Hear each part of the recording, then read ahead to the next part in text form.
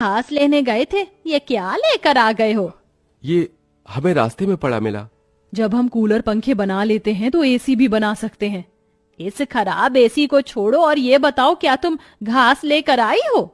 सरिता के ये बोलने के बाद जंगल की दुर्घटना के बारे में दोनों बताते हैं, जिसे सुनकर सरिता हैरान रह जाती है। अच्छा, इसका मतलब बहुत बड़ी मुसीबत से बचकर आए हो तुम दोनों, और साथ में ये कचरा उठाकर ले आए। वह तीनों बहुत ज्यादा परेशान हो जाते हैं। कल का ऑर्डर पूरा करने के बाद उन्हें कुछ पैसे मिल जाते, लेकिन घास न होने की वजह से उनका ऑर्डर पूरा नहीं हो पाता और वह ऑर्डर कैंसिल हो जाता है।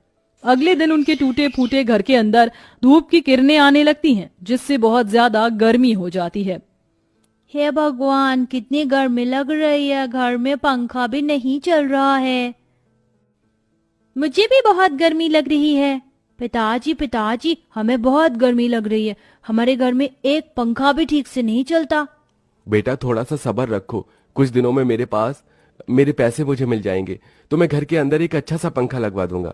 हमारा वो ऑर्डर तो कैंसिल हो गया, लेकिन सुबह में घास ले आई थी मैं। चलिए गांव वालों के कूलर और पंखे में घास लगा देते हैं, उससे कुछ तो पैसे आएंगे। हाँ, तुमने सही कहा। भाविका और अजय दोनों मिलकर पुराने कूलरों के अंदर घास लगा रहे होते हैं और यहाँ घर में राजू दिशा गर्मी से परेशान हो रहे होते हैं। काश कि हमारे घर में भी कोई एसी होता। तभी दिशा की नजर उसके पिता के लाए हुए एसी के ऊपर पड़ती है। अरे राजू, जरा इसे देखो, लगता है पिताजी हमारे लिए एसी लेकर आए, पर उन्होंने ये एसी अभी तक क्यों नहीं लगाया?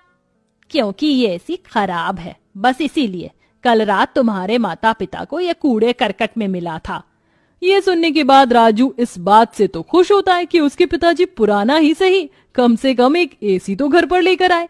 कुछ देर बाद वह अपने दोस्तों के पास खेलने चला जाता है। ढोलू ढोलू, कहाँ हो तुम? चलो खेलते हैं।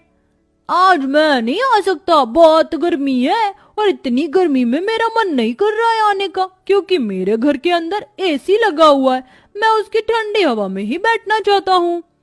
क्या कहा? तुम्हारे घर के अंदर भी एसी है? हाँ, और हमारा एसी बहुत अच्छा चलता है, बहुत ठंडा कर देता है घर को।